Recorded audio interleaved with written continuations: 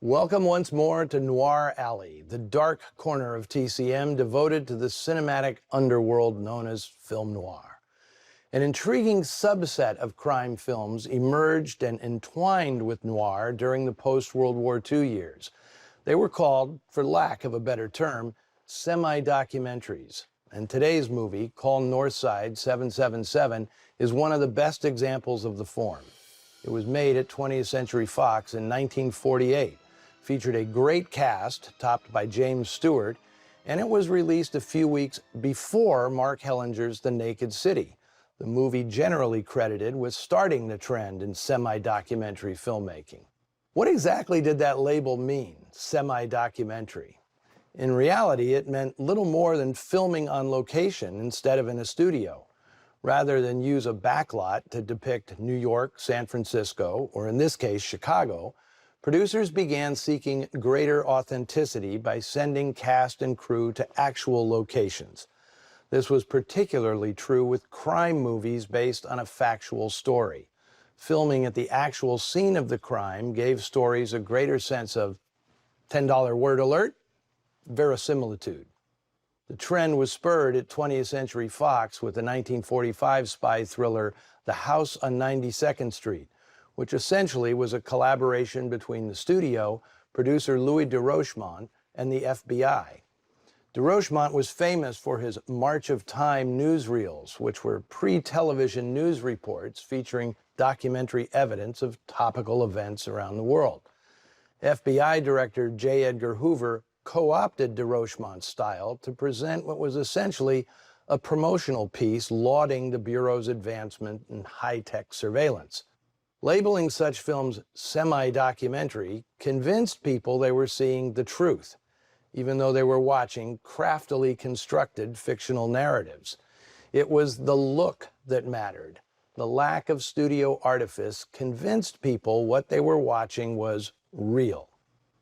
Call Northside 777 was different. Rather than being ripped from the files of the FBI, the story came from the classified ads section of the Chicago Times newspaper. That's where an item appeared on October 10, 1944, that read in full, $5,000 reward for killers of Officer Lundy on December 9, 1932, called GRO 1758, 12 to 7 p.m. The item led Times reporter James McGuire to revisit the murder, in which two men, Joseph Maychek and Theodore Marcinkovich, had been convicted 11 years earlier. Once McGuire learned the ad had been placed by Maychek's mother and that she'd saved up the reward money from her job scrubbing floors, the human interest angle was too good to pass up. In truth, there were two reporters who pursued the story of Maychek and Marcinkovich's possibly wrongful conviction.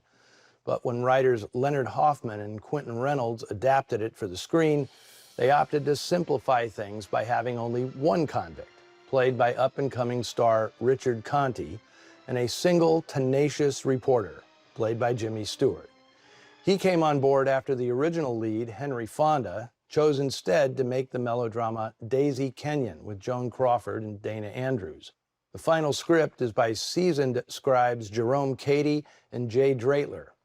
Now, unlike Fox's FBI-sanctioned semi-documentaries, this film is not about how crooks can never escape the long arm of the law. It's about how the justice system can be corrupted by the wrong arm of the law. Director Henry Hathaway was riding high when he got this assignment. He'd made, in succession, The House on 92nd Street, The Dark Corner, 13 Rue Madeleine, and Kiss of Death, all crime pictures featuring extensive location shooting. This time out, he had director of photography Joseph McDonald.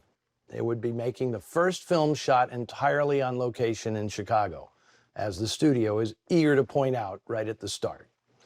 Co-starring Lee J. Cobb, Helen Walker, and Betty Gard, here's one of the great newspaper movies, not just of its era, but of all time.